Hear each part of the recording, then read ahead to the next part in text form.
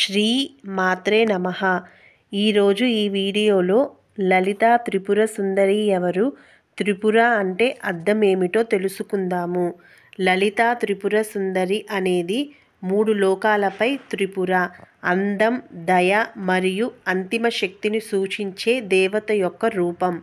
ఆదిశంకరుడు ఇక్కడి ఆలయంలో శ్రీచక్రాన్ని ప్రతిష్ఠించటంతో పూజారులు శ్రీ లలితా త్రిపుర సుందరీదేవిగా అలంకరించారు. దీని కారణంగా ఆమె కోపం, శాంతి మరియు ప్రశాంతంగా మారింది. హిందూ పురాణాల ప్రకారం లలితా త్రిపుర సుందరీదేవి శ్రీచక్రానికి అధిష్టాన దేవతగా ఉంటారు.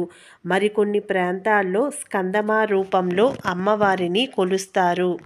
నిత్యం కాంతిని వెదజల్లుతూ ఓ చేతిలో పాశం, అంకుశం, చెరకు విల్లు, పూల బాణాలతో తనను కొలిచే భక్తులందరికీ అభయమిస్తారని పండితులు చెబుతారు.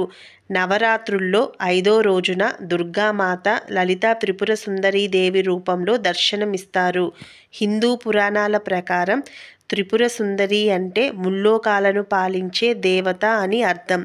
పార్వతీదేవి, గాయత్రీమాత, మహాకాళి, మహాలక్ష్మి, పరమేశ్వరి, మహాసరస్వతి, రాజరాజేశ్వరి, కనకదుర్గ, లలితాదేవి, వారాహి, శ్యామలామాత ఇలా ఏ పేరుతో పిలిచినా, ఎన్ని రూపాలలో ఉన్నా అమ్మ ఒకటే, పరాశక్తి ఒకటే.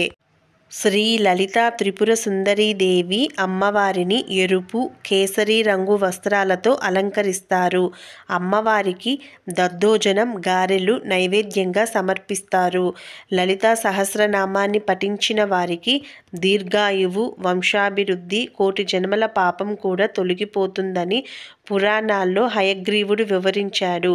లక్ష్మీ, సరస్వతి దేవులు ఇరువైపులా ఉండి వింజామరలు వీస్తుండగా శ్రీచక్ర అధిష్టాన శక్తిగా కొలువుతీరి ఉంటుంది.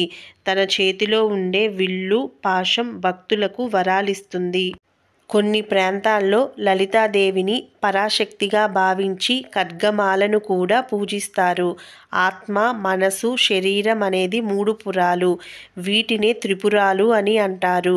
ఈ 3 పురాలలో ఉండే రాక్షసత్వం తొలగిస్తే అమ్మ సౌందర్యం త్రిపుర సుందరిగా మనకు వెలసిల్లుతుంది. జై లలితామాత. ఈ వీడియో గనక మీకు నచ్చితే తప్పకుండా నా ఛానల్ని సబ్స్క్రైబ్ చేసుకోండి. వీడియోని లైక్ చేయండి, షేర్ చేయండి.